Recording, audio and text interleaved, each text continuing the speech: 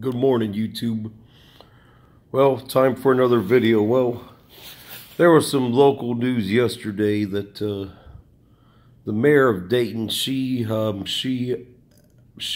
suspended her campaign to be governor of Ohio, the piece of trash Nan Whaley, and the reasons that they stated were actually quite comical.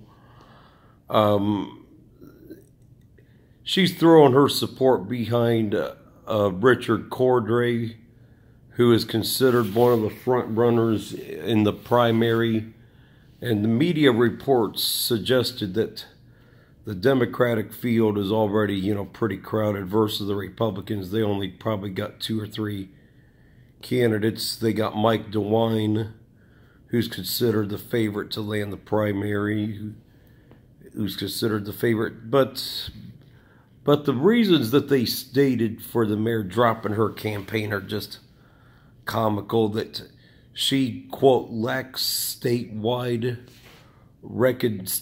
name recognition. Well, if they really looked up what's happened in Dayton under her leadership, it's not good. Which, those of you that have been longtime viewers of my channel know that I cannot stand the mayor of Dayton, Ohio. And I said 4 or 5 months ago she had no chance at all to be governor, and it turned out I was right. I said she wouldn't even make it out of the primaries. Looks like she didn't even make it to the primaries. But she's an utter piece of trash, and she was running her mouth during an interview, saying all about the Republicans. Oh, well, the people in Ohio want to change the leadership. Well, how about this, Miss Whaley?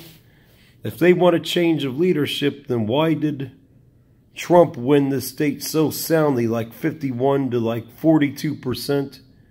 And why is it the Democrats have been losing their ass, when it comes to statewide, elections, and vice versa? So she's nothing but a lying piece of trash. She's a Hillary Clinton wannabe. She pulls up lame again, but she never had a chance. Then, of course, the city is full of liars in regards to politics. I mean, certainly she didn't create the problems that we had, but she didn't do anything to try and stop them either. Like many of these problems with our schools, red light cameras. About the only thing that's been accomplished with her being the mayor here, that our public schools are the worst public schools amongst the major cities in the state of Ohio. Dayton, Ohio has been named America's heroin and opiate overdose capital 2 years in a row. Still got numerous problems with crime. And then, you have the other puppets of Nan Whaley, like the police chief, Richard Beale, who was lying through his teeth on the news a few weeks ago about the crime on North Main Street on the north side of the city. Oh, he was saying, oh, we're trying to combat crime up there. He's another liar, lying through his teeth. But I think in regards to her political career, as well as the Democrats in general, Ohio's not a very good place for them to be right now. The only Democrat that I know that really has any prominent position from a political standpoint that would even extend outside the borders of Ohio would be Democrat Sherrod Brown. And, not even he will enter the race to become governor. So even he's smart enough to know that times are not good for the Democrats.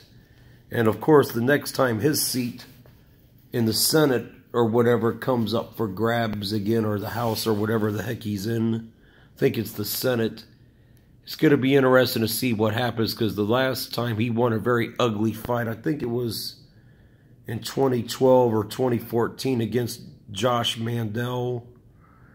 But I think why the mayor was originally trying to run to become governor, because she realized that the odds of her winning any local races that are in the state that have multiple districts or a large district, it's just not going to happen for her, or probably most Democrats in general. So I think her run for governor was just an attempt to try and prolong her political career whenever her next term as mayor ends, which I believe is in 2020 or 2021, something like that, I think. Because the Republicans basically don't want anything to do with Dayton. Last year, she ran unopposed in the race to become mayor. But I think what's going to happen is, depending if the climate in the state becomes more friendly for Democrats by the end of her term, she may try and run for some kind of office again, possibly Mike Turner's seat in Congress, but there's no way she would be able to win that seat right now in this state under the current political climate.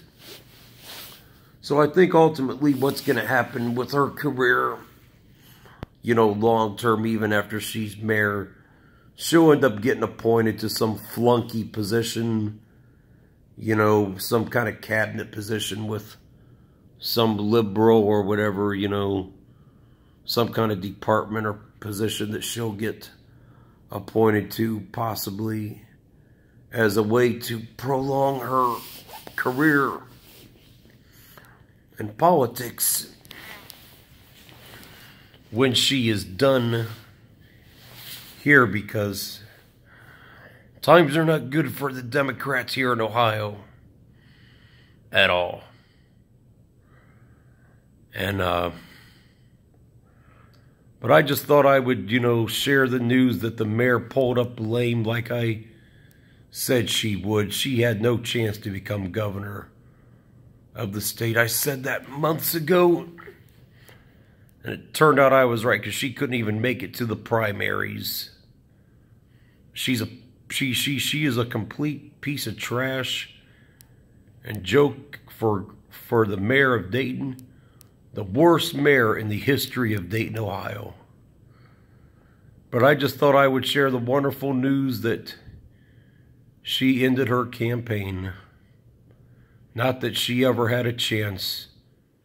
And her announcement and the realities proved that she never had a chance here to be governor of the state.